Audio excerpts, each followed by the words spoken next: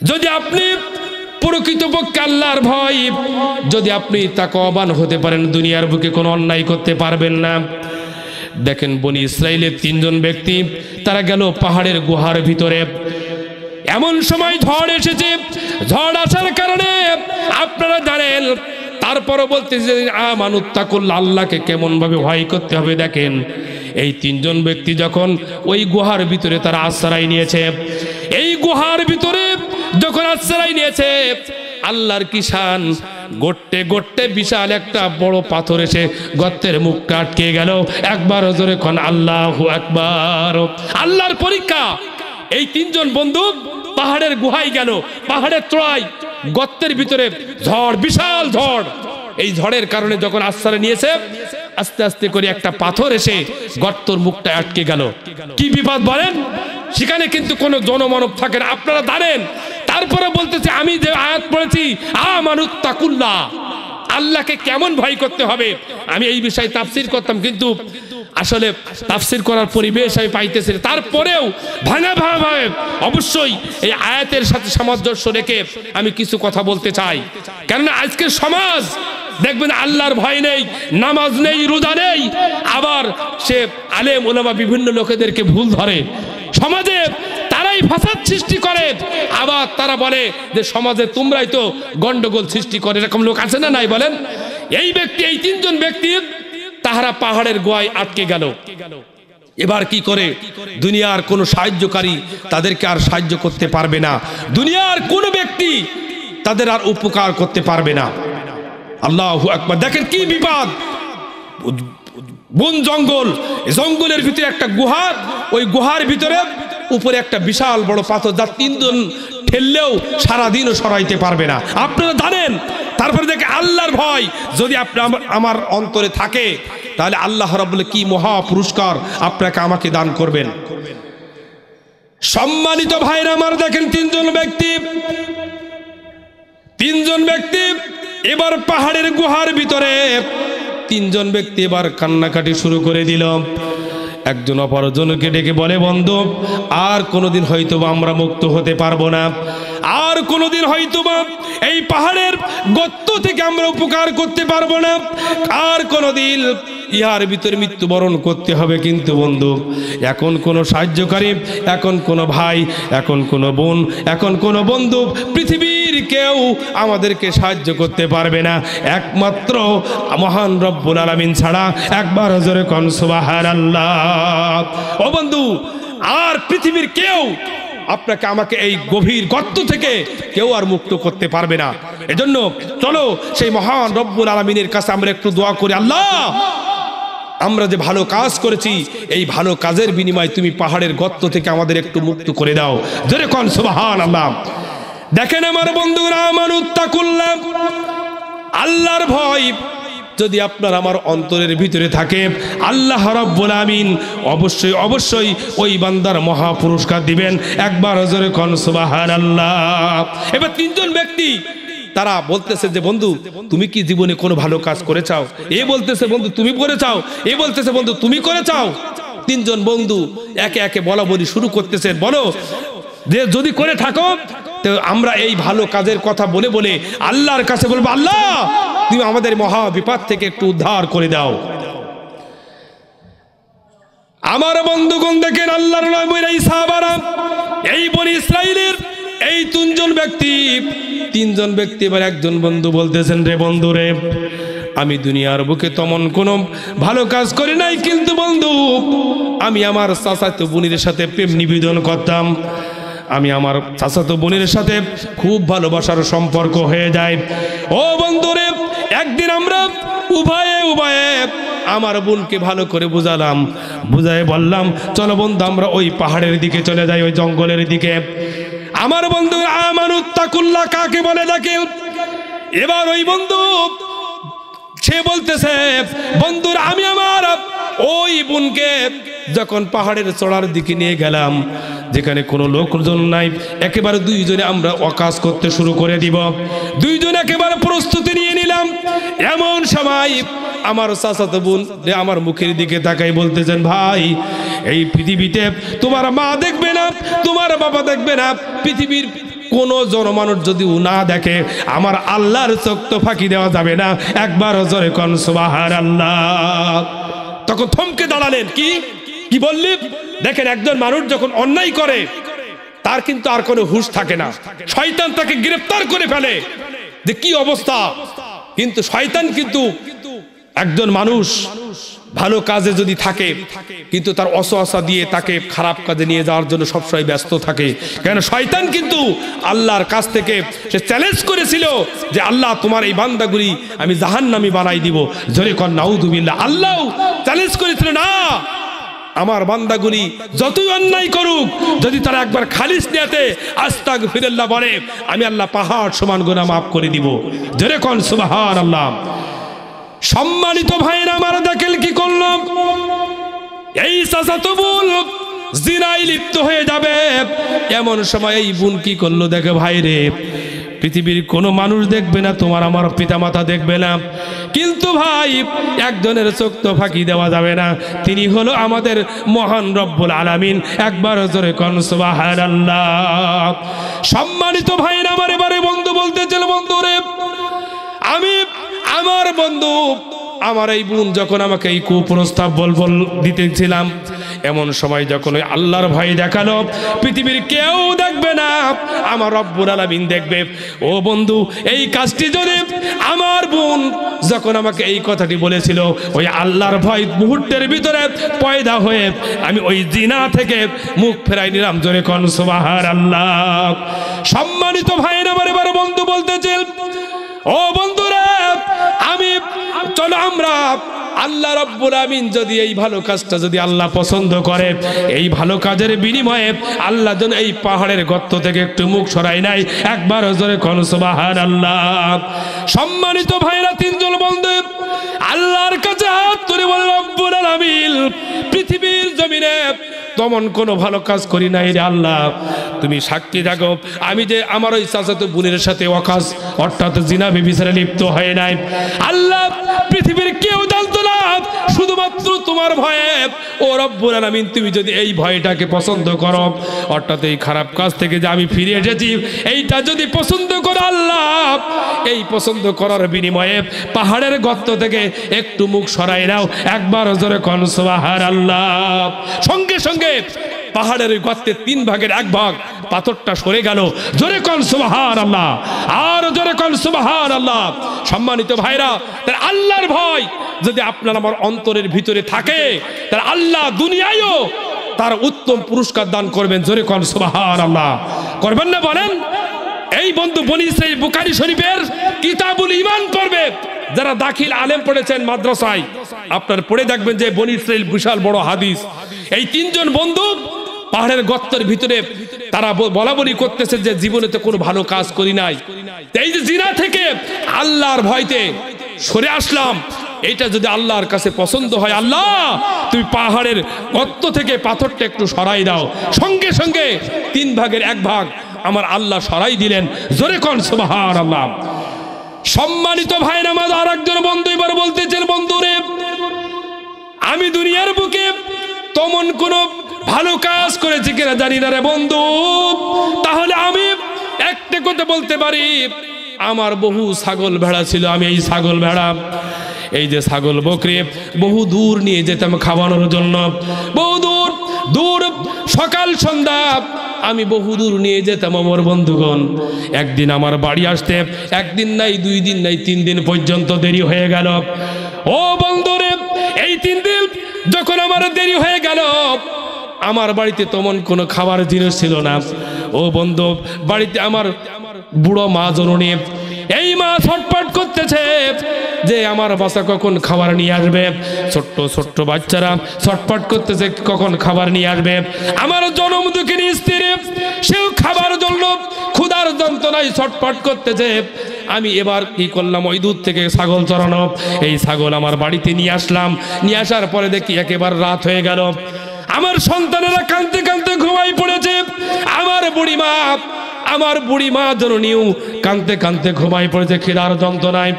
আমার স্ত্রীও ক্ষুধার যন্ত্রণায় ঘুমাই পড়েছে। আমার ভাইয়েরা, এবার এই বন্ধু বলতেছিল, বন্ধুরে, আমি এবার ওই দূর থেকে আমার পালগুলি দখল বাড়িতে নিয়ে আসলাম। নিয়ে আসার পরে যখন আমি নিজে হাতে করে আমি দুধ দহন করলাম, আমার বকরি থেকে আমি দুগ্ধ দহন করে নিলাম। আমার বন্ধুগণ, পাশে আমার জনম দুঃখের স্ত্রী ক্ষুধার যন্ত্রণায় ছটফট করতেছে। আমার বলতেছেন, স্বামী রে, আমাকে কিছু দুধ দাও, আমি আর বাঁচবো না। আমার সন্তানগুলি ক্ষুধার যন্ত্রণায় ছটফট করতেছে। ও ভাইরা, ও মা বোনেরা, আপনারা জেনে রেখে দেন। এই বন্ধু বলতেছেন, বন্ধুরে, আমি কি করলাম? প্রথমেই আমার বুড়িমা জননী ক্ষুধার জ্বালায় সে ঘুমে কাতর হয়ে পড়েছেন। আমি আস্তে করে আমার মা জননীকে ডেকে তুললাম। ডেকে তোলার পরে আমি আমার মা জননীর আগে দুধটা হাতে নিয়ে আমি আমার মা জননীকে তৃপ্তি সহকারে খাওয়ায়ে তারপর আমার সন্তান এবং স্ত্রীদেরকে খাওয়ালাম।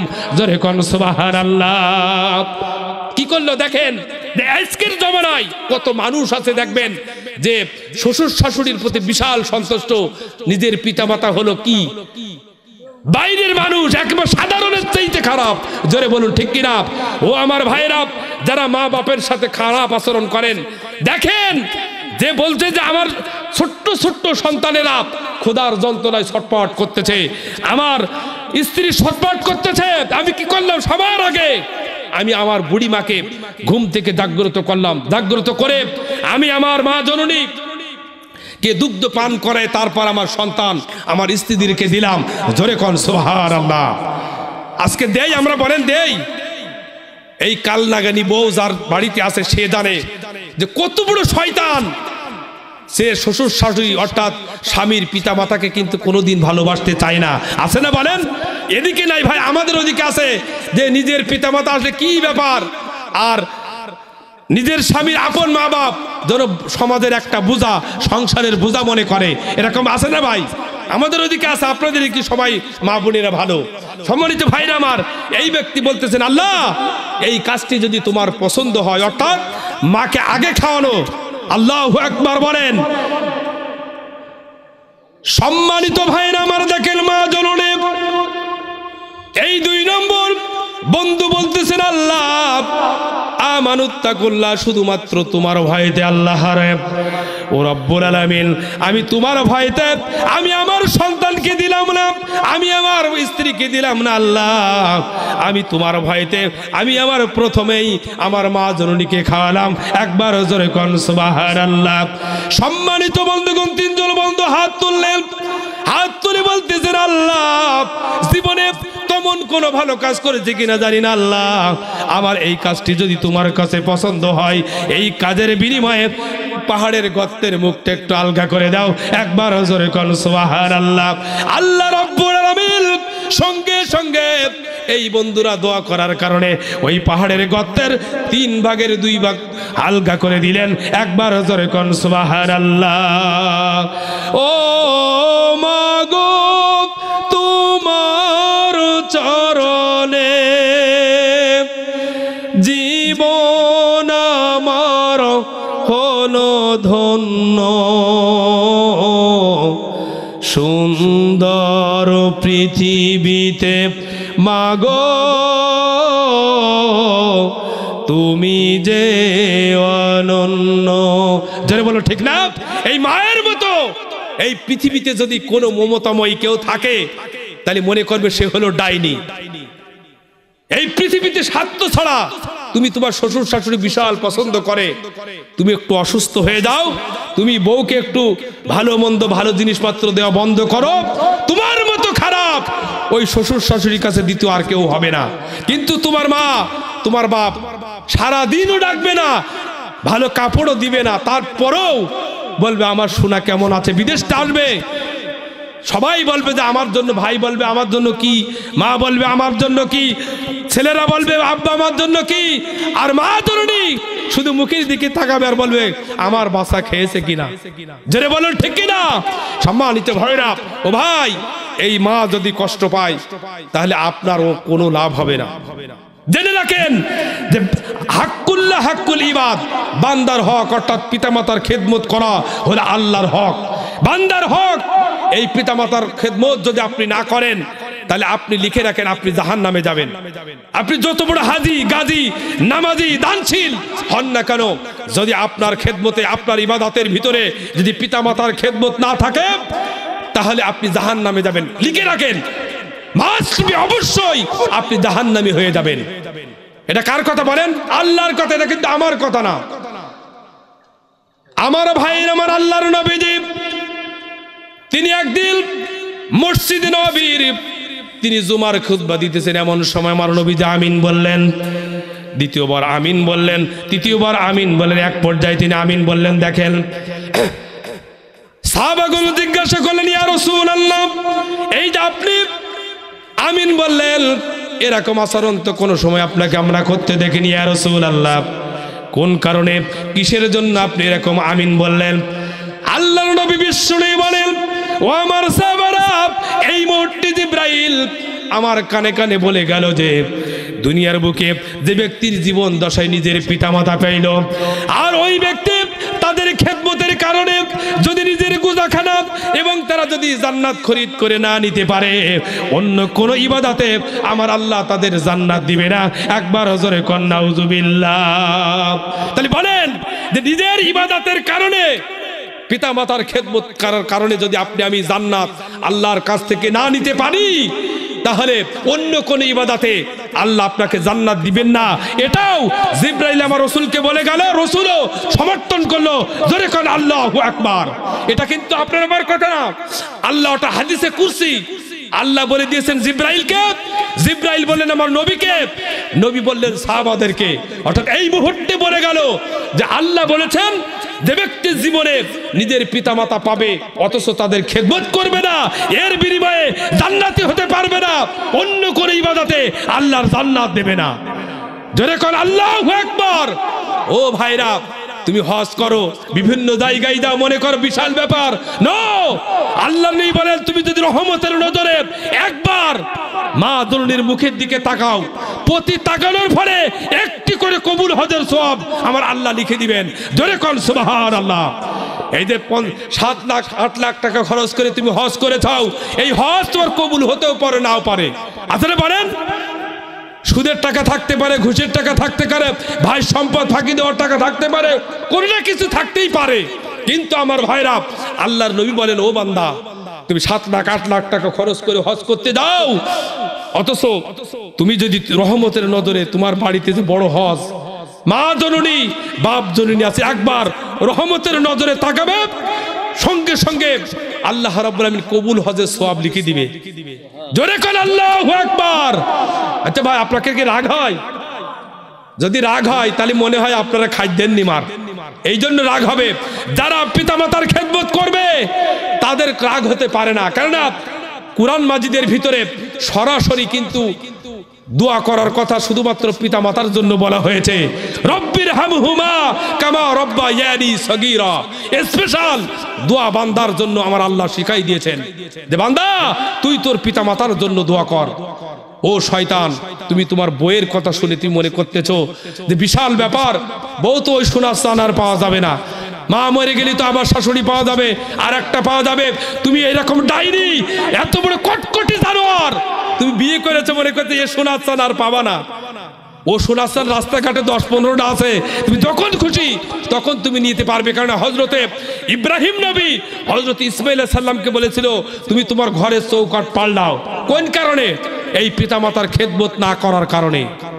ও মা বোনেরা, আপনারা একটু কান খড়া করে শোনেন যে নবী বলতেছেন যে খোকা বাড়ি আসলে বলবে যে সে যেন তার এই ঘরের চৌকাঠ পাল্টায়। অর্থাৎ পিতামাতার সাথে যদি দুর্ব্যবহার করে ইসলামী শরীয়তে ওই বউ ছেড়ে দেওয়া জায়েজ। হযরত ইব্রাহিম আলাইহিস সালামের হাদিস, আপনি জানেন, আমার কথা না। ইব্রাহিম নবী নিজেই ইসমাইলকে বললেন যে ইসমাইলের বউকে বলে আসলো যে তুমি আমার ছেলে বাড়ি আসলে বলবে যে সে যেন তার ঘরের চৌকাঠটা পাল্টায়। স্ত্রী আসলে স্বামী বাড়ি এসে বলছে যে আজকে তোমার আব্বা আসছিল, তা কি বলেছে? কিছু বলেছে না বাপ? তো বলছে হ্যাঁ, তা বলেছে যে ঘরের চৌকাঠটার জন্য পাল্টায়। আল্লাহু আকবার বলেন। সঙ্গে সঙ্গে নবী ইসমাইল বুঝে গেলেন, বলছে স্ত্রী আমি আর তোমার রাখবো না। তা কেন? আমার আব্বা তোমাকে ছেড়ে দিতে বলেছে, অর্থাৎ তুমি আমার পিতার সাথে দুর্ব্যবহার করেছো। জোরে কোন আল্লাহু আকবার। তাহলে পিতা মাতার অখুশিতে আপনি যদি বউ তালাক দেন তারপরও আপনার কিছু হবে না। এটা কিন্তু এই ইব্রাহিমের হাদিস, আমার কথা না, আমার সেইটে যারা বড় বড় মাওলানা আছে তাদের কাছে যাবেন। সম্মানিত ভাইরা আমার, দেখেন আল্লাহর নবী হযরতে মুসা তিনি আল্লাহর কাছে বলতেছেন রব্বুল আলামিন আমি আবার সাথে কিডা জান্নাতে যাবে, এমনি ভাই ইব্রাহিম বলেছিল। জবনার পয়গম্বর হযরতে মুসার কাছে বলতেছেন মুসা রে তুর পাড়ে দিয়ে বলতেছেন আল্লাহ আমার সাথে কে জান্নাতে যাবে। আল্লাহ রাব্বুল আলামিন বললেন যাও যাও মুসা রে অমুক বাজারে গোস্ত কাটে অর্থাৎ কাটোয়ারের কাজ করে ওই ব্যক্তি তোমার সাথে জান্নাতে যাবে। একবার জোরে কোন সুবহানাল্লাহ। মুসা নবী নাসর বান্দা নবী বলছেন আল্লাহ আমি এত বড় নবী তুমি আমার কি করলে যে একটা কাটোয়ার গোস্ত কাটে এমন লোকের সাথে আমি জান্নাতে যাব। তো বলছে মুসা তোমার বিশ্বাস হয় না? বলছে আল্লাহ বিশ্বাস হবে কি, আমি দেখবো আমি এত বড় নবী আমার সাথে রাজা বাদশারা যাবে আর এখন কিনে একটা কাটোয়ারের গোস্ত কাটে আর বেচে এই ব্যক্তি আমার সাথে জান্নাতে যাবে। সম্মানিত ভাইরা, আল্লাহর নবী হযরতে মুসা কৌতূহল জেগে গেল যে আল্লাহ আমার সাথে এই ব্যক্তি জান্নাতে যাবে তা কি করে হয়, আমি যাব দেখতে। সম্মানিত ভাইরা, দেখেন এবার মুসা নবী চললেন। আল্লাহ রাব্বুল আলামিন গায়বী আওয়াজ দ্বারা রাস্তা দেখাই দিয়ে বলতেছে যাও রে মুসা তুমি চলে যাও মুখ বাজারের ভিতরে, তুমি দেখতে পাবে একটা ব্যক্তি খাটের উপরে ঠক ঠক করে মাংস বেচে ওই ব্যক্তি তোমার সাথে জান্নাতে যাবে। ও মুসা রে যাও চলে যাও ওই ব্যক্তির নিকটে। আমার নবী হযরতে মুসা তিনি চলে গেলেন অমুক বাজারের ভিতরে। ওই বাজারে যে তিনি দূর থেকে দেখতেছেন একটি কাটোয়ার অস্ত্র দিয়ে ঠক ঠক করে তার মাংস কাটের বিক্রি করে, কিছু অংশ থলির ভিতরে থই আবার বেচে। এইভাবে আমার বন্ধুগণ এইভাবে যখন এক পর্যায়ে দিন গড়ে দুপুর গড়ে বিকাল গড়ায় যখন সন্ধ্যা হয়ে গেল ওই ব্যক্তি এবার ব্যবসা বাণিজ্য বন্ধ করে দিল। কিছু অংশ ভালো ভালো গোশত তার ওই পকেটের ভিতরে নিল। আমার বন্ধুগণ দূর থেকে দাঁড়াই দেখতেছেন। এমন সময় হযরতে মুসা নবী তার পাশ পিছনে তার বাড়িতে রওনা দিলেন। জোরে কোন সুবহানাল্লাহ। সম্মানিত ভাইরা আমার, এবার কি করলো দেখো, এবার বলতেছেন ভাই আমি একটু আপনার সাথে মেহমান হতে চাই, আজ রাতটুকুন আমি আপনাদের সাথে থাকতে চাই। আল্লাহর নবী হযরতে মুসা এবার যখন বললেন ওই ব্যক্তিকে, ওই ব্যক্তি বলতে আমার তো তেমন থাকার জায়গা নাই, তা কাজ করেন এর ভিতরেই আমরা দুইজন থাকতে পারবো, থাকুন আপনি আমার মেহমান হন। কিন্তু বলতেছেন যে ভাই আপনি তো থাকবেন ঠিক আছে, কিন্তু আপনি বাইরে এখানে বসেন, আমার বাইরে একটু কাজ আছে ঘরের ভিতরে, আমি কাজ সারবো তারপরে আপনার কাছে আসবো, আপনি চুপ করে এখানে বসে থাকেন। ওই ব্যক্তি ওই কাটোয়ার ঘরের ভিতরে গেলেন, থলি থেকে ওই গোস্ত মাংসগুলো বাহির করলেন, সুন্দর সুন্দর ভালো ভালো তুজু গোশ তিনি বাহির করে আপন হাতে রান্না করলেন। রুটি বেললেন, রুটি তৈরি করে তানার বাড়িতে ছিল বুড়ি মা, উঠতেও পারে না বসতেও পারে না। তিনি যখন ব্যবসা করতে যাবেন বাড়িতে সুন্দর করে গোসল করে খাওয়াই দাওয়া শোয়াই থুয়ে যায়। আবার ব্যবসা শেষ করে বাড়ি এসে আবার ওই মাকে তুলে বসালেন, সাফ করলেন, পরিষ্কার পরিচ্ছন্ন করে তিনি রুটি বানিয়েছেন, গোশ রুটি মায়ের গালে দেয়। আর মা জননী দোয়া করে আল্লাহ এই জমানার মুসা নবীর সাথে আমার এই সন্তানকে তুমি জান্নাতি করো। জোরে কোন সুবহানাল্লাহ। সম্মানিত ভাইরা, ওই গোস্ত রুটি মা গালে দেয়, মার গালে দেয় বুড়ি মা, হুজুর এটি সরে আসেন, দূরে বসে আছেন কেন, মার গালে দেয়। আর মা জননী আল্লাহর কাছে দুই হাত তুলে দোয়া করে, বুড়ি মা বলে আল্লাহ এই জমানার হযরতে মুসা আলাইহিস সালামের সাথে আমার সন্তানকে তুমি জান্নাতি করো। জোরে কোন সুবহানাল্লাহ। মা জননী মায়ের দোয়া কিন্তু আল্লাহ ফেরত দেয় না, দেয় বলেন? মা জননী যখন দোয়া করতেছেন ছেলে মুস্কি হাসি আর বলে মা তোমার আর খেই কাজ নেই, কোনে মুসা নবী আর কোনে আমি কাটোয়ার গরিব মানুষ, নবীর সাথে কি আল্লাহ আমাদের জান্নাতে দেয়? তারপরে মা বলে কান্দে আর বলে দেখিস আমি মা তোর জন্য দোয়া করি, আল্লাহ অবশ্যই জামানার পয়গম্বর হযরতে মুসার সাথে তো জান্নাতি করবে। জোরে কোন সুবহানাল্লাহ। সম্মানিত ভাইরা আমার, এবার মুসা নবী তিনি বাহিরে আছেন। এমন সময় হযরতে মুসা নবী ঘরের ভিতরে প্রবেশ করলেন। ওই ব্যক্তির দিকে তাকালেন, গায়ে হাত দিয়ে বলতেছেন, ভাই রে, এই পৃথিবীর বুকে মা জননীর দোয়া আল্লাহ কখনো ফেরাই দিতে পারে না। আমি হচ্ছি এই জমানার নবী মুসা, আর তোমার মা যে দোয়া করেছে এই মুহূর্তে আমি মহান রব্বুল আলামিনের কাছ থেকে শুনে এসেছি, তুমি জান্নাতের ভিতরে একই কামরায় তুমি আর আমি থাকবো। একবার জোরে কোন সুবহানাল্লাহ। আমার হারিয়ে গেছে এই পৃথিবীর সবার শিরাধন,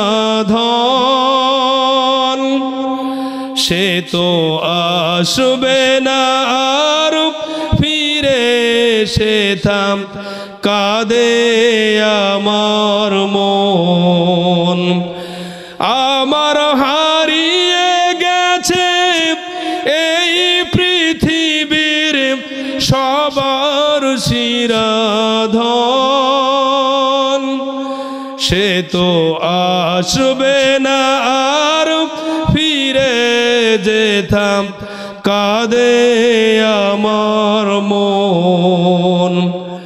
প্রসবের বেদনা যে মাম শোয়েছিল হাসি মুখে, জানি না কি মমতা যে দিল খোদা তোমার বুকে, সে মা আমার কেমন আছে জানি না এখন, সে তো আসবে না আর ফিরে, যেতাম কাঁদে আমার মন। আমার হারিয়ে গেছে এই পৃথিবীর সবার শিরাধন, সে তো আসবে না আর ফিরে, যেতাম কাঁদে আমার মন। কেমন আছে মাটির ঘরে মা নামের সেই সুখের পাখি, যার বিরহে কাঁদে হৃদয়, কাঁদে আমার দুটি আখি, সে মা আমার কেমন আছে জানি না এখন, সে তো আসবে না আর ফিরে, যেতাম কাঁদে আমার মন। আমার বন্ধুগণ, আল্লাহর নবী হযরতে মূসা নবী বলতেছেন, বাবা রে, ও ভাই রে, আমার মা জননী যে দোয়া করেছে আমার আল্লাহ এই মুহূর্তে আমাকে জানাই দিয়েছে। জোরে কোন সুবহানাল্লাহ। সম্মানিত ভাইরা, তাহলে দেখেন যে মায়ের খেদমত করার কারণে জমানার পয়গম্বর হযরতে মুসার সাথে জান্নাতি করেছে। আল্লাহু আকবার বলেন। দেখেন, আপনি যদি ইসলামী আন্দোলনও করেন, ধরেন বাংলাদেশ জামাত ইসলামের একজন বড় সদস্য, আপনি এই মসজিদের বড় ইমাম সাহেব, আপনি কাবা ঘরের ইমাম, আপনি বাইতুল মুকাররমের ইমাম, পিতা মাতা যদি আপনার উপরে অসন্তুষ্ট থাকে তাহলে আপনার ও ইমানদারিগিরি চলবে না। অর্থাৎ আপনি দুনিয়ার বুকে তো লাঞ্ছিত হবেন, মৃত্যুর পরে কঠিন জাহান্নাম আপনার আমার জন্য অপেক্ষা করতেছে। জোরে বলুন ঠিক কিনা? তাহলে মুসা নবীর সাথে সামান্য একজন কাটোয়ার সে জান্নাতি হবে, চিন্তা করেছেন তো ভাই? এটা কিন্তু আমার কথা না, আমার বাবার কথা না, হাদিসের কথা। আমার নবীজি তারা সাহাবাদেরকে শোনাইছেন যে তোমরা তোমার পিতা মাতার সহিত সৎ আচরণ করো, খেদমত করো। জোরে কোন সুবহানাল্লাহ। আল্লাহ নিজেই ঘোষণা করছেন, ওয়াকাদা রাব্বুকা আল্লা তা'বুদু ইল্লা ইয়াহু ওয়া বিল ওয়ালিদাইনি ইহসান। জোরে কোন সুবহানাল্লাহ। আল্লাহ নিজেই বলতেছেন যে আল্লাহর ইবাদত করার পরে তোমরা তোমার পিতা মাতার সহিত ইহসান করো, তাদের খেদমত করো। এটা কার কথা? পিতা মাতার খেদমত করা কিন্তু আল্লাহর হুকুম, অর্থাৎ ফরজ। যারা ফরজ তরফ করলে তুমি কাফের, তুমি কাফের, তুমি কাফের। আল্লাহর কোরআন যারা হুকুম যারা অস্বীকার করে তারা হলো কাফের। তারা কি? আর তারা হলো দুনিয়ার সবচেয়ে নিকৃষ্ট দামড়া গরু, যারা বোর কথা শুনে পিতা মাতাকে কষ্ট দেয়। দেখেন, আপনি ইসলামী আন্দোলন করতে আল্লাহ রাসূল বলেছেন যদি বাড়িতে পিতা মাতা অসুস্থ থাকে তুমি তার খেদমত করো, তোমার ইসলামী আন্দোলনে যাওয়ার দরকার হবে না, জিহাদের ময়দানে যা লাগবে না, খেদমত করার কারণেই আল্লাহ তোমার বড় জিহাদের মর্যাদা দান করবেন। জোরে কোন সুবহানাল্লাহ। আল্লাহর নবী বিশ্ব নবীর একজন সাহাবী ছিল হযরতে ওয়াইস কুরুনি। তিনি কিন্তু হযরতে নবীর আমলে বেঁচে ছিলেন, জোরে বলুন ঠিক কিনা। এই হযরতে ওয়াইস কুরুনি সে কিন্তু তার বাড়িতে একটা তার পিতা মাতা ছিল, তার মা জননী ছিল অসুস্থ। এই মা অসুস্থ এই বলে তিনি রাসূলের দরবারে যেতে পারেননি। এমত অবস্থায় তিনি একটা চিঠি লিখলেন, ইয়া রাসূলুল্লাহ, আমি তো আপনার জীবন দশায় বেঁচে আছি, কিন্তু আপনার এখনো আপনার দর্শন অর্থাৎ আপনার আমার নিজ চোখে আপনাকে এখনো দেখতে পারি নাই। ইয়া রাসূলুল্লাহ, আপনি যদি আমাকে অনুমতি দেন তাহলে একটু আমি আপনার সাথে সাক্ষাৎ করতে পারি। একবার জোরে কোন সুবহানাল্লাহ। নবীর সাথে কে না দেখা করতে চাই বলেন? নবী কত বড় রহমতের নবী, ওমা আরসালনা কাইল্লা রাহমাতাল লিল আলামিন। ওই নবীর জমানায় হযরত ওয়াইস কুরনি বেঁচে ছিলেন, তারপরেও তিনি মায়ের খেদমত করার কারণে আল্লাহ রাসূলের সাথে সাক্ষাৎ করতে পারেননি। দেখেন যে চিঠি লিখলেন যে হুজুর আমি আপনার সাথে একটু দেখা করতে চাই, আপনি এসব বিষয় জানেন, তারপরও বলতে যেহেতু আমার সাবজেক্ট আমি আপনাদের বোঝানোর জন্য বলছি যে পিতা মাতা যদি দুনিয়ার বুকে বেঁচে থাকে ভাই কোনো মাতব্বারি খাটবে না যদি তারা অসন্তুষ্ট থাকে। যদি আপনার প্রতি সন্তুষ্ট হয় তাহলে আপনি ভালো মুখে তাদের ভালো মন্দ খাবার দেওয়ার দরকার নেই, নুন ভাত দেন। যদি ভালো মুখে দেন আল্লাহ বলতেছেন আমার আরশ আজিম খুশি হয়ে যায়। জোরে কোন সুবহানাল্লাহ। থাকিন ওইটা নিয়ে যান, এইটা আমার ঠান্ডা খাইলেন। সম্মানিত ভাইরা, তাহলে এই ব্যক্তি হুজুর আমি আপনার সাথে একটু সাক্ষাৎ করব, তা আপনি একটু আমাকে দেখা দিন। এই ব্যক্তির হযরত ওয়াইস কুরুনি আবার একদিন চিঠি লিখলেন যে হুজুর আমি তো আপনার সাথে আসবো, তা আমার মা জনের অসুস্থ, আমি এখন কি করব। আমার নবীজি আবার চিঠি লিখলেন যে যতদিন পর্যন্ত তোমার মা সুস্থ না হবে তুমি আমার সাথে সাক্ষাৎ করতে পারবে না। জোরে কোন সুবহানাল্লাহ। দেখেন মায়ের আমি যে কথা বলবো সেই প্রেক্ষাপট নিয়ে কথা বলতে চাই, কেননা আজকে সমাজে অনেক নামাজি পাওয়া যায় কিন্তু পিতামাতা বুড়ো বুড়ি যারা হয়ে যায় বাড়িতে, অনেক ভাইয়ের এদিকে না অনেক জায়গা আমি বাংলাদেশ ভারত বিভিন্ন জায়গায় মাহফিলে যাই, আমি দেখেছি যে নিজের আপন মা আপন বাপকে কিন্তু খেতে দিতে চায় না। তারা সংসারে বোঝা মনে করে। ওই বোর পিতামাতা যদি আসে অর্থাৎ শ্বশুর শাশুড়ি, ওরে বাবারে যত রকমের ভালো জিনিস আছে তাদেরকে খাওয়ায়। আর আজকের আপনার আমার পিতামাতাকে আমাদের বউরা ভালো দেখতে পারে না।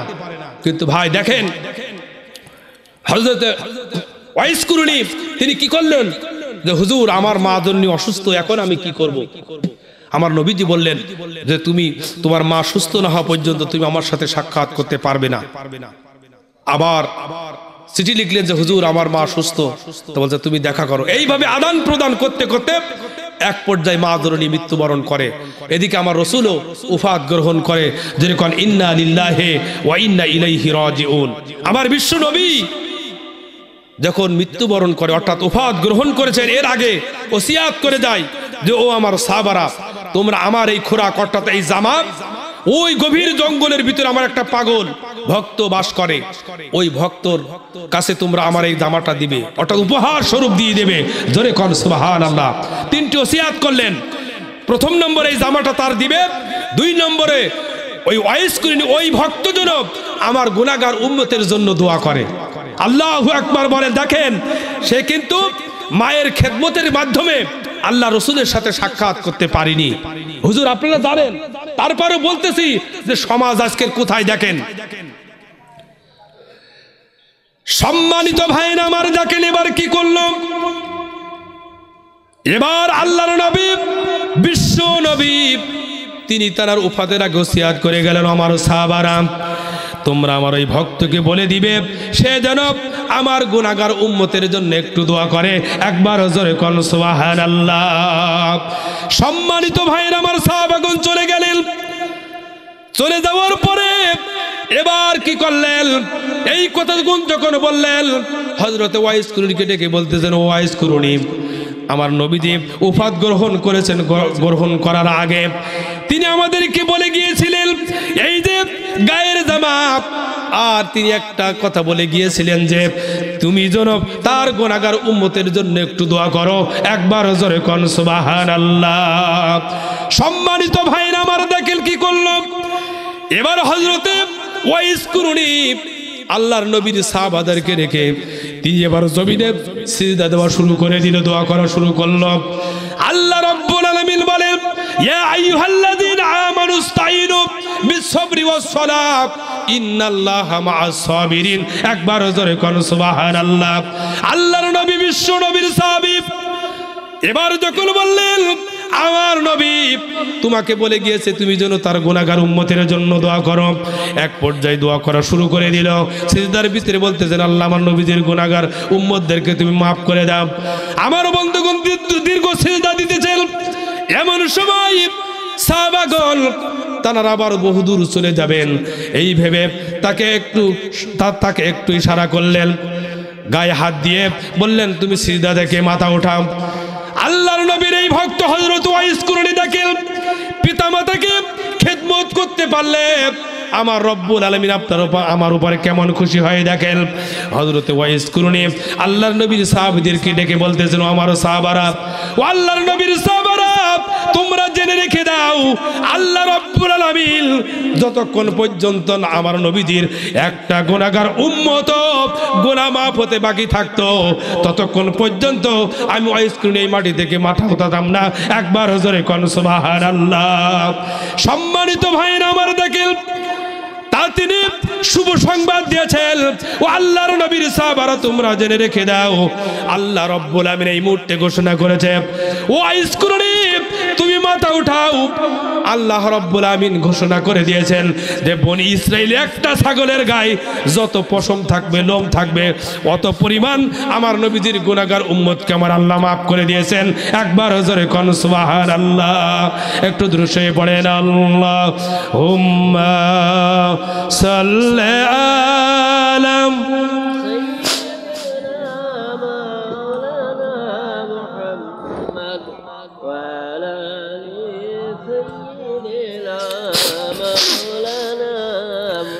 মা বিনে বান্ধব নাই রে, মা বিনে বান্ধব নাই রে জগত মাজার জুড়িয়া, ভেবে দেখো কি করছো এই মায়ের লাগিয়া। তাই না বলেন? মা কত কষ্ট করেছে, লালন পালন করেছে, সেই মা আমরা কি করলাম? ভাই শেষ করে দেবো, মুনাজাত করি। এখন বলবো সবাই দু একজন করে উঠতেছেন তো আমার তো বেশি বলা উচিত না। আপনারা বসেন, মা বোনের বহু হয়েছে ইনশাল্লাহ, আপনারা বসেন না কিছু সময়, আর বেশি সময় না, আর আধা ঘন্টার ভিতরে ইনশাল্লাহ আমি শেষ করে দিব। সম্মানিত ভাইরা, মা জননী কত বড় রহমতের মা দেখেন। মা বিনে বান্ধব নাই রে, মা বিনে বান্ধব নাই রে জগত মাজার জুড়িয়া, ভেবে দেখো কি করছো এই মায়ের লাগিয়া। সন্তানেরই কিছু হলে মন উড়ে যায় নয়ন জলে গো, আমার আল্লাহ নাও গো তুলে সন্তানেরই নিও না। দুঃখের দরদি আমার জনম দুঃখী মা, গর্ব দরুণী মা জনম দুঃখিনী মা, দুঃখের দরদি আমার জনম দুঃখী মা।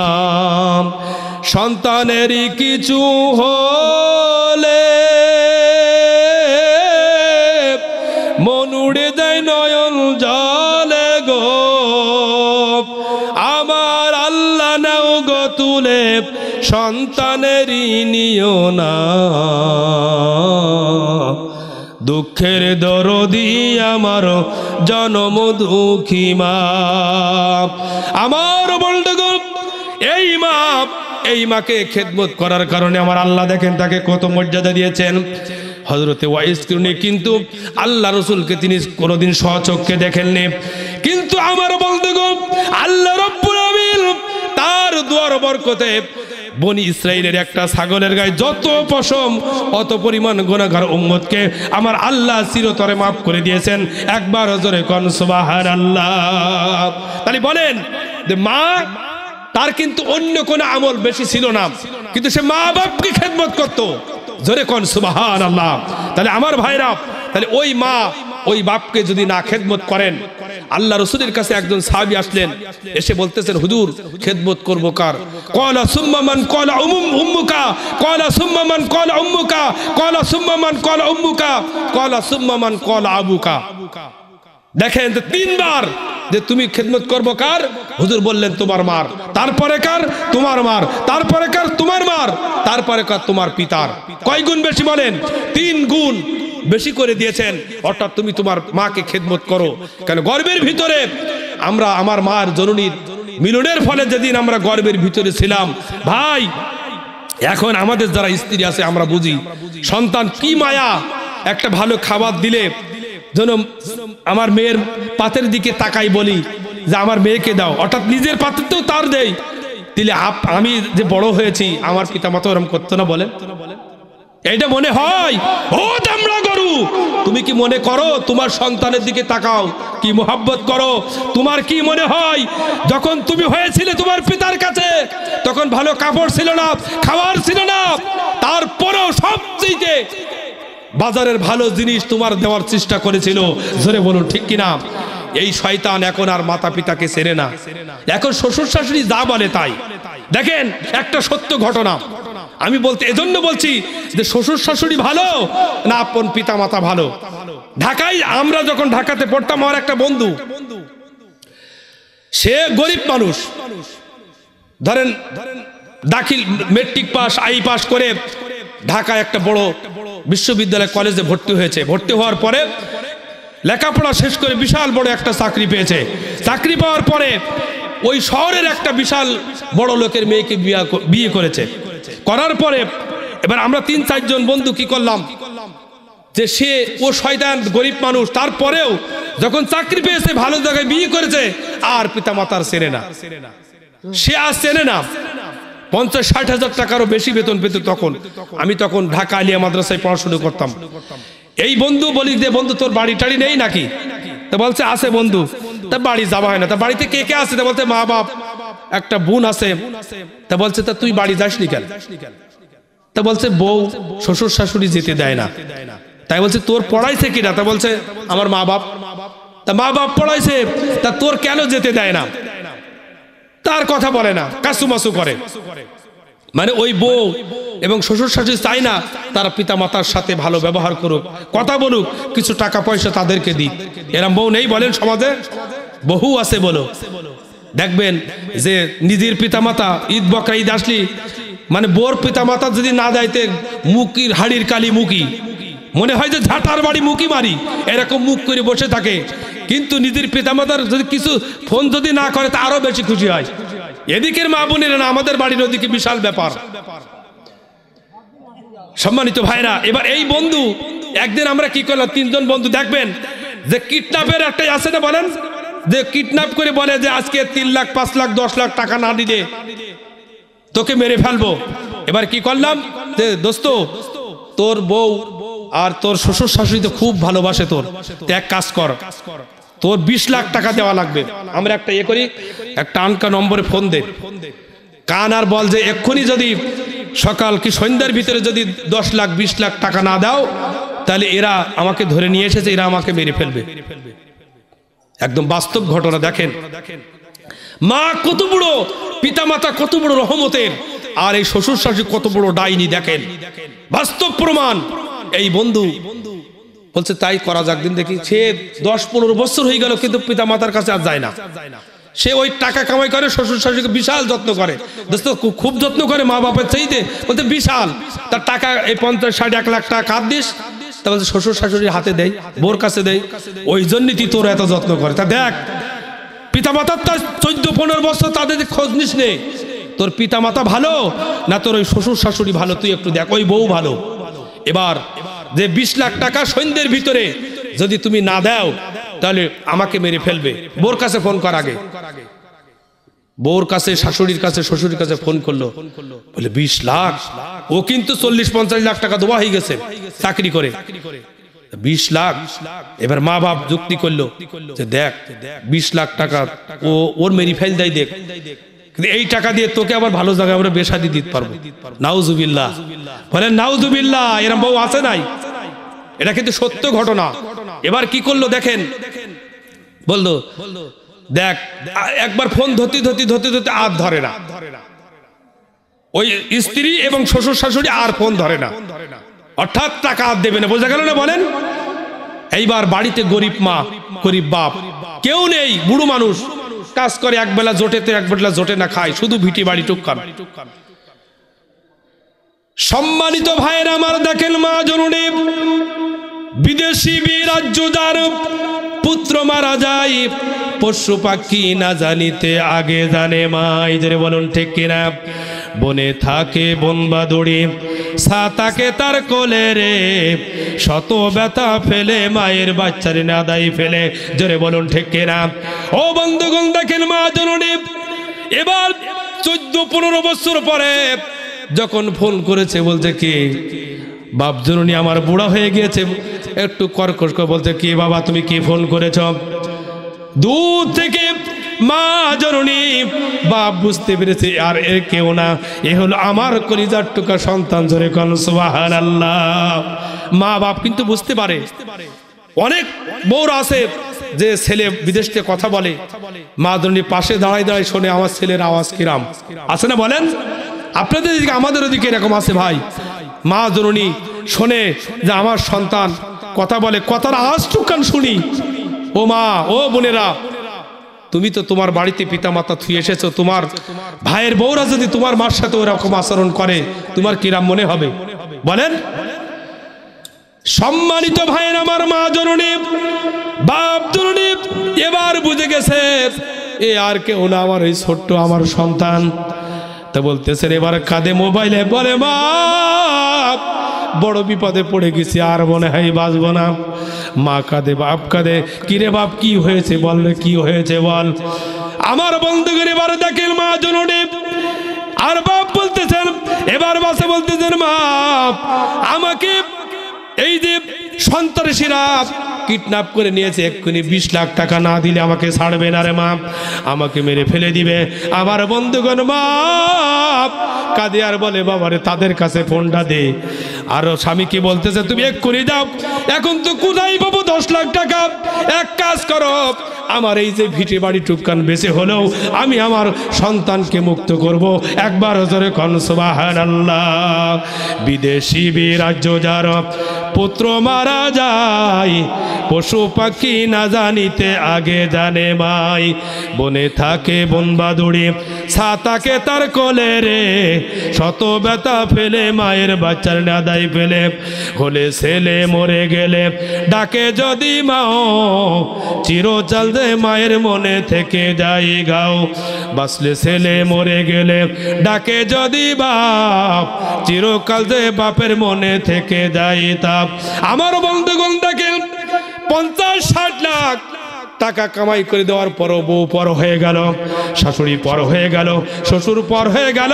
আজ 14-15 বছর এই বুড়ি বাপকে, বুড়ি মাকে কোনোদিন মোবাইল করে শুনলাম না, মা তুমি কেমন আছো রে, মা তুমি কেমন আছো রে, বাবা খাইছো কিনা। ও বন্ধু এক কথাই বললো, আমার ভিটে বাড়ি বেঁচে হলেও বাস আমি তোকে রক্ষা করব। একবার জোরে কোন সুবহানাল্লাহ। ও বন্ধুগণ, যারা এই মাকে এই বাপকে যারা কষ্ট দাও, তুমি যদি কোটি কোটি টাকা কামাই করবে, তারপরেও তুমি একদিন ভিখারি হয়ে দুনিয়ার থেকে বিদায় নিবে।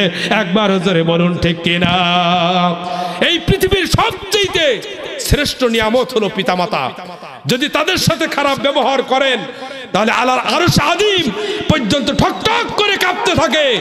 আর যদি তাদের সাথে ভালো ব্যবহার করেন আল্লাহর আরশ আযীম যেন একবার আল্লাহর কাছে রহমতের ফেরেশতারা আপনার আমার জন্য গুনাহ মাফের দোয়া করতে থাকে।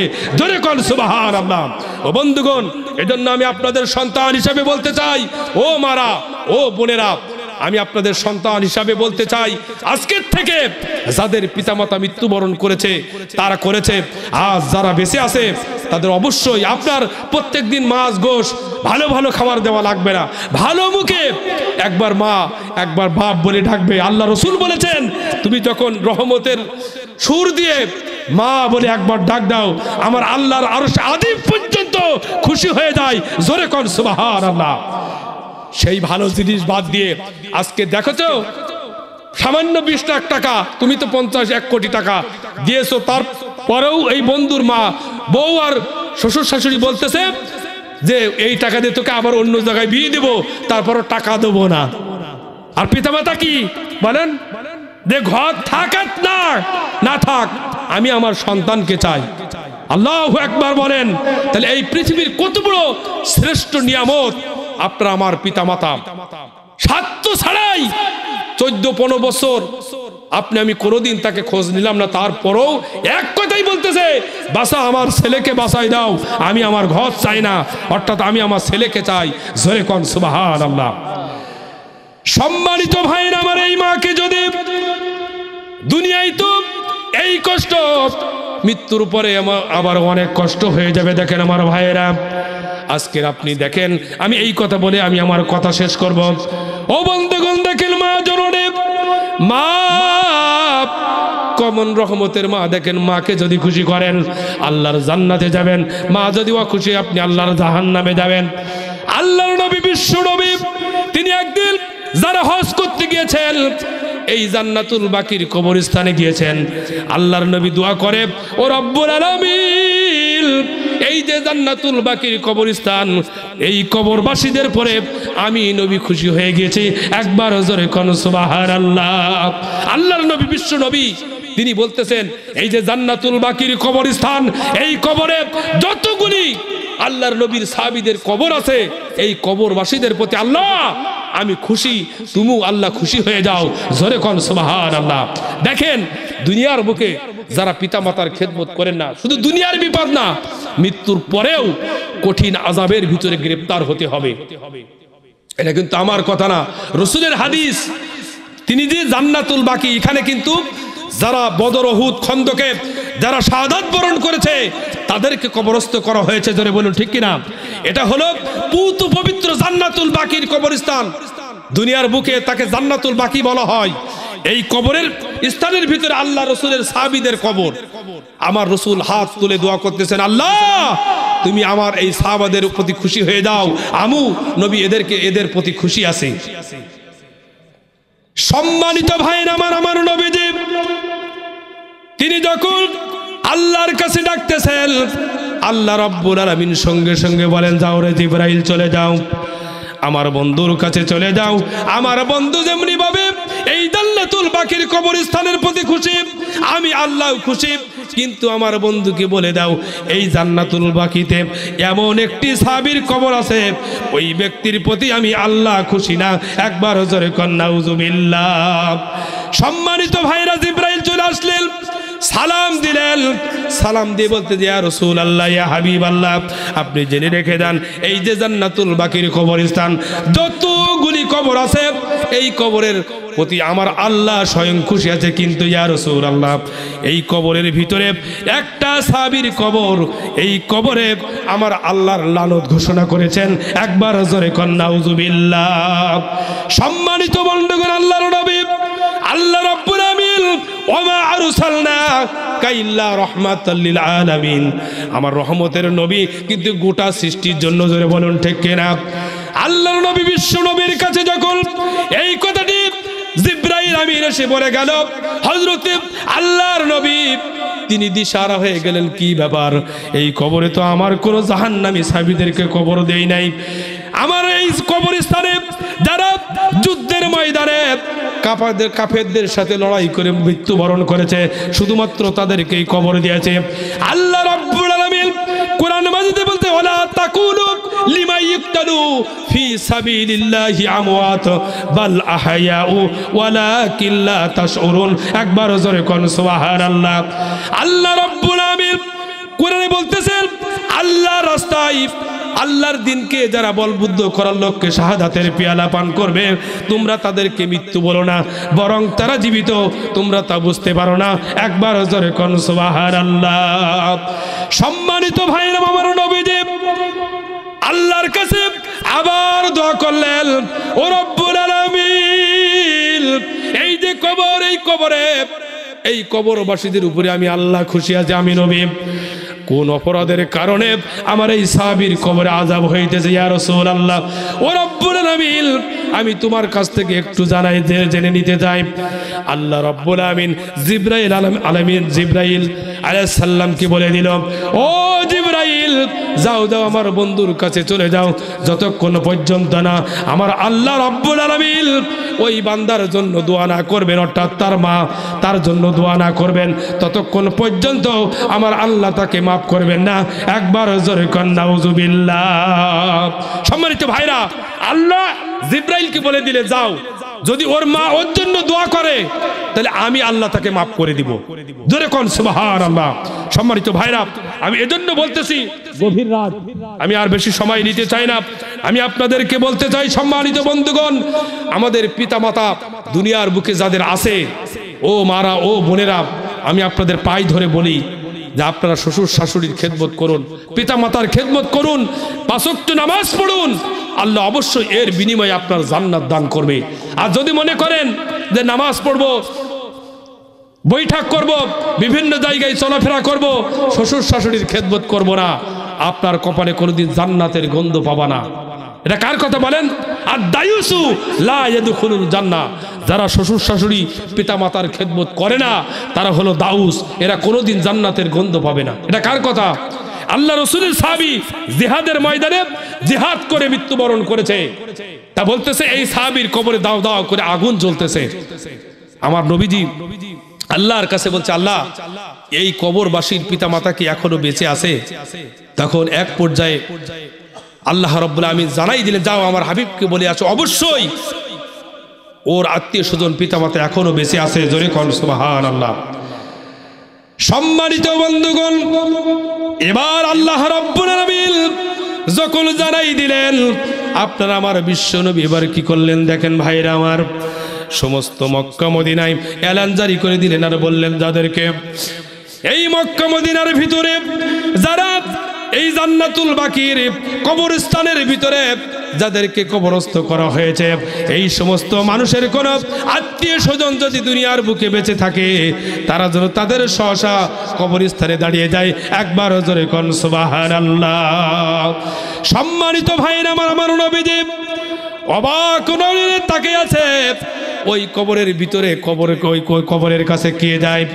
এমন সময় দেখতেছেন একজন বুড়িমা, তিনি ঠক ঠক করে কাঁপতে কাঁপতে খোঁড়াইতে যখন কবরের ধারে যায়, ওই সময়ে দেখেন ওই আল্লাহর নবী দৌড় মেরে দে ওই বুড়িমার পাশে যেয়ে দাঁড়াই গেলেন। জোরে কোন সুবহানাল্লাহ।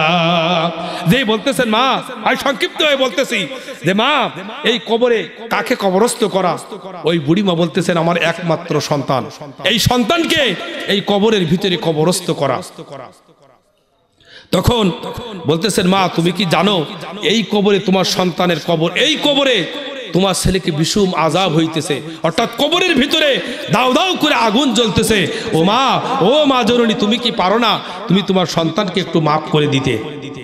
দেখেন, মা জননী কিন্তু পৃথিবীর সবচেয়ে শ্রেষ্ঠ নিয়ামত। সন্তান যে কষ্ট করুক, কষ্ট হোক, কোনো পিতামাতা কিন্তু কোনোদিনও চায় না। চাই বলেন? কোনোদিনও চাবে না যে আমার পিতামাতা কষ্ট, আমার সন্তান কষ্টে থাকুক, বরঞ্চ নিজে কষ্ট করবে, সন্তান ভালো থাকুক। এরা করে না? করে বলেন? আপনাদের দিকে হয়তো করে না, আমাদের ওই দিকে করে। সম্মানিত ভাইরা আমার, দেখেন কি করলো। এবার ওই বুড়িমা বলতেছেন, মা, তুমি কি জানো না তোমার সন্তানের কবরের ভিতরে বিষম আযাব হইতেছে রে মা। আমার বন্ধুগণ, এক পর্যায়ে এবার ওই কবরের ধারে ধরে এবার রাসূল বলতেছেন, এবার ওই বুড়িমা কাঁদে আর বলে, ইয়া রাসূলুল্লাহ, আপনার সমস্ত কথা শুনতে রাজি আছি, কিন্তু আমি আমার এই সন্তানকে কখনো মাফ করে দিতে পারবো না। একবার জোরে কন নাউযুবিল্লাহ। আমি সব কথা শুনবো, কিন্তু আমি এই কথা শুনতে রাজি না। সম্মানিত ভাইয়েরা আমার, দেখেন এবার আমার নবীজি আল্লাহ রাব্বুল আলামিন ঘোষণা করলেন, এ নবীজি তুমি বলে দাও, যদি এই সাহাবীর মা যদি তাকে মাফ না করে দেয়, আমি কোনোদিন মাফ করতে পারবো না। সম্মানিত ভাইরা, এবার আমার নবীজি বলতেছেন, মা তুমি কি জানো না তোমার এই সন্তানের কবর বিষম আযাব হইতেছে রে মা, তুমি তোমার সন্তানকে যদি মাফ করে দাও, আল্লাহ রাব্বুল আমিন তাকে মাফ করে দিবেন। এই কথা যখন বললেন, তখন বললেন, না আমি কিছুতেই মাফ করতে পারবো না। তখন নবীজি বলতেছেন, মা তুমি কেন পারবা না? তা বলতেছেন, হুজুর আপনার কথা আমি অমান্য করতাম না, তারপরেও আপনি জেনে রাখেন, আপনি সব কথা বলে আর যা বলেন আমি সব শুনতে রাজি আছি, কিন্তু আমি আমার ওই সন্তানকে মাফ করে দিতে পারবো না। তখন আমার নবীজি বলতেছেন, মা তুমি কি এত অন্যায় করেছে, তুমি তোমার সন্তানকে মাফ করতে পারবে না?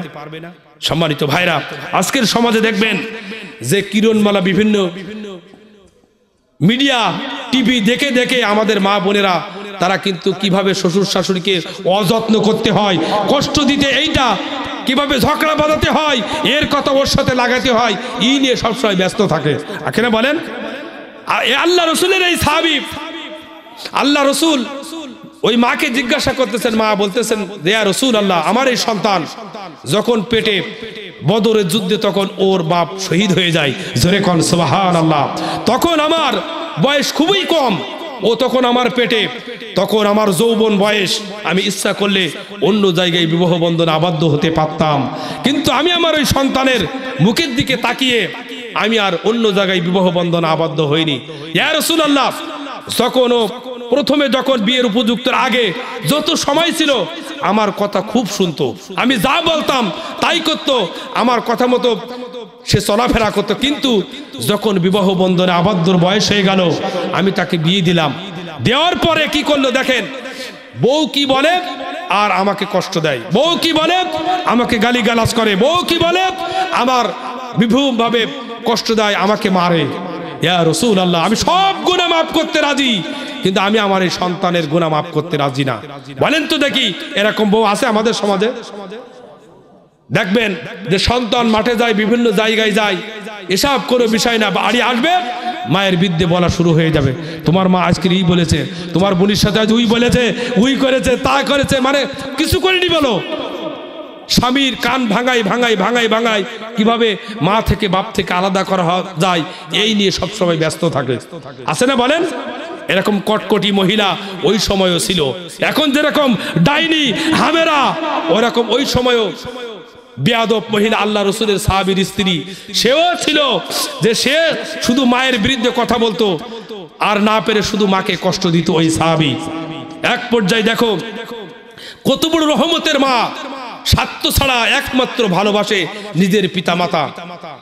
এবার এই কথা যখন শুনতেছে বলতেছেন, মা তারপরও তুমি মাফ করে দাও। দেখেন মা জননী কত বড় দয়া, তাম পৃথিবীর রহমত জন্য মায়ের কলিজায় লাগানো, জোরে বলুন ঠিক কিনা?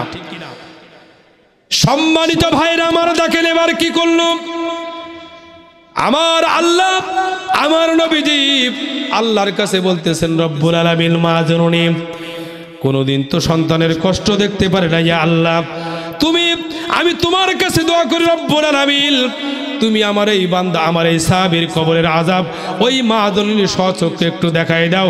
একবার জোরে কোন সুবহানাল্লাহ। সম্মানিত ভাইরা আমার, দেখেন মা কি মা, মা জননী কত বড় রহমতের মা। এবার যখন মা জননী দেখতেছেন তার সন্তানের কবরে আগুন জ্বলতেছে, দাও দাও করে জ্বলতেছে, মা জননী আর স্থির থাকলেন না, দৌড় মেরে যে আমার নবীজির পা জড়াই ধরলেন।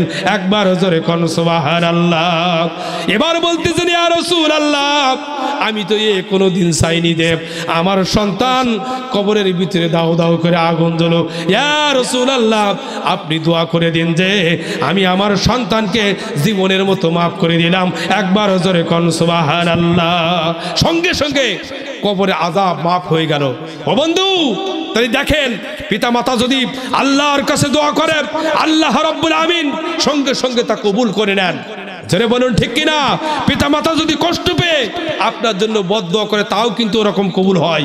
এজন্য আমার ভাইরা আসুন, আমি আপনার সন্তান হিসাবে বলতে চাই যে ওই সমস্ত মা বোনীদেরকে, ভাবিদেরকে বলতে চাই, ভাবি আপনারা আর স্বামীর কান ভাঙায় শ্বশুর শাশুড়িকে কষ্ট দিবেন না। যদি দেন, ইহকালেও আপনাদেরকে ব্যবস্থা আছে, পরকালেও কিন্তু কঠিন আযাবের ভিতরে গ্রেপ্তার হতে হবে। এজন্য আপনি আপনার সন্তানের মুখের দিকে তাকান, যে কত মহব্বত, কত স্নেহ করেন। আপনি আমি যখন ছোট ছিলাম ওরকম আমাদের পিতামাতা ওরকম করতো না, বলেন? এজন্য আমার ভাইরা, আমি আপনার সন্তান হিসাবে বলবো যে আমরা যেন কোনোদিনও আজকে থেকে আল্লাহর কাছে তওবা করি, আল্লাহ আমরা যেন আমাদের পিতামাতাকে যেন যতদিন বেঁচে থাকবো যা সামর্থ্য আছে তাই নিয়ে যেন আমরা তাদেরকে খেদমত করতে পারি। আল্লাহ যেন আমাদের তৌফিক দিন। আমরা সবাই বলি আল্লাহুম্মা আমিন।